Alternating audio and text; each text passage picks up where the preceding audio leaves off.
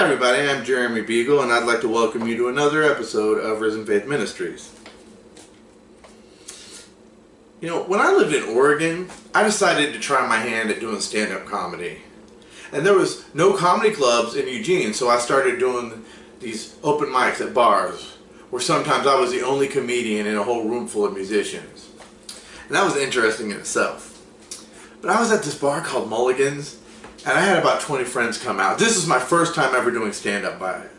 And I happened to upset the only conservative in a bar full of liberals. Long story short, I said something about Sarah Palin, and which I won't repeat because it was a little inappropriate, but this man was trying to charge the stage and attack me. And it didn't help that I did my Creflo Dollar impression of a televangelist pimping a church, and yeah, he just wanted to hurt me. And they weren't even trying to kick him out. They didn't kick him out until after my set was done. So after the show, my friends told me that he had crippled hands. He wanted to fight me. What was he going to do, flip me to death? I mean, not trying to make fun, but, you know, he started it. I kept doing comedy, and I went to Portland, tried to hone my craft at some of the clubs, and I started getting paid. And so I'm thinking, my next move, go to Hollywood and become famous. Well, only one of those happened. I moved to Hollywood and I immediately went to the Laugh Factory on Sunset Boulevard and did the best 3 minutes that I had. I bombed bad. I mean, silence. You could hear crickets. See, I had developed an ego, and I let my pride get a hold of me. I thought that I would just go to Hollywood and start mixing with the best. And my ego was bruised, my pride was hurt, but I kept going.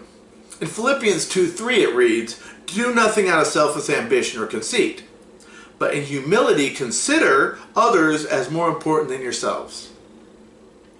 I realized that in order to make it, I had to humble myself. In order to gain the respect of other comics, I had to put in work. I mean, which means you have to do a lot of free gigs, a lot of coffee shops, a lot of bars. And although I didn't technically make it, I'm still humbled to have gotten to work with a whole bunch of great comics. Well, I asked an agnostic friend of mine one time, "Why do you not believe in God?" And he answered, "Because most Christians I know are prideful and holier than thou and judgmental. They're hypocrites." And you know, the truth is, he's right to an extent. Many Christians get on this holier than thou pedestal and they become judgmental and they become hypocrites, you know? And it's very easy to get in that mindset. But being a Christian is not about nee boo boo. Being a Christian is about I love you.